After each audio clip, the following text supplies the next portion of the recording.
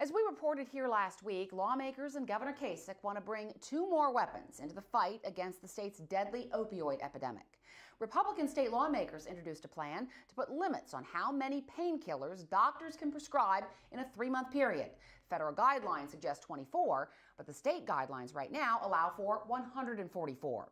And Governor John Kasich announced a rule change that would take effect this summer to limit doctors to prescribing painkillers for just 7 days, 5 days for minors. There is a man who may be getting credit for some of those ideas. Scott Weidel is a business owner from the Dayton area.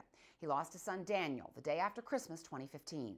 The 30-year-old father of 2 died of an opioid overdose. I spoke to Scott Weidel just after the governor's announcement about the prescription limits.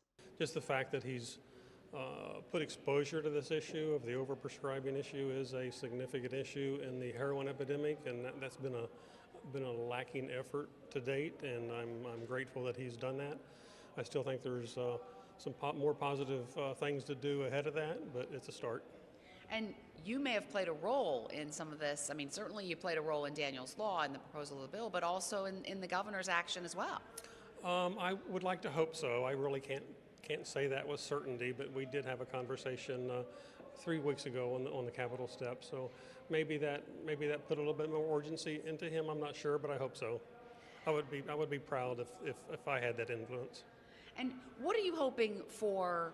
You still want the law, but this rule takes effect immediately. Are you hoping for? What I think I heard was this is still a voluntary situation, voluntary rule. So, I still think that there needs to be a little bit more legislative effort into this that will put a more specific threshold on doctors to where the pharmacy board and the medical board has the ability to enforce overprescribing if it does happen. Right now, I don't think that there is a threshold or I call it a speed limit, and with no speed limit, how can you get a speeding ticket? So there needs to be a firm speed limit on this issue. There's been some concern raised by doctors saying, hey, they're trying to serve patients as well as making sure that patients stay healthy. Is this potentially putting doctors in a difficult position because they're trying to serve their patients? Opioids doesn't heal anything. So as far as the patient's healthiness, I'm not sure that this drug does anything for that. The use of opioid medications has skyrocketed 900% in the past 15 years, and with that line, so has heroin addiction.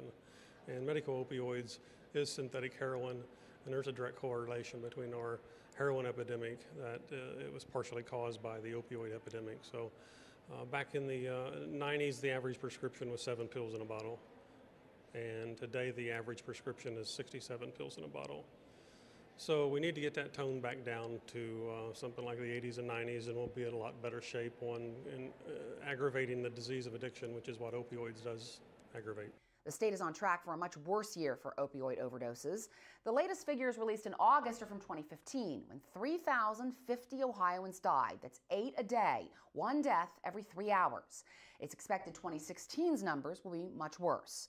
And for this year, 2017, record numbers of drug overdoses are being reported all over the state so far. For instance, Cuyahoga County is estimating 850 deaths likely in that county alone by the end of the year.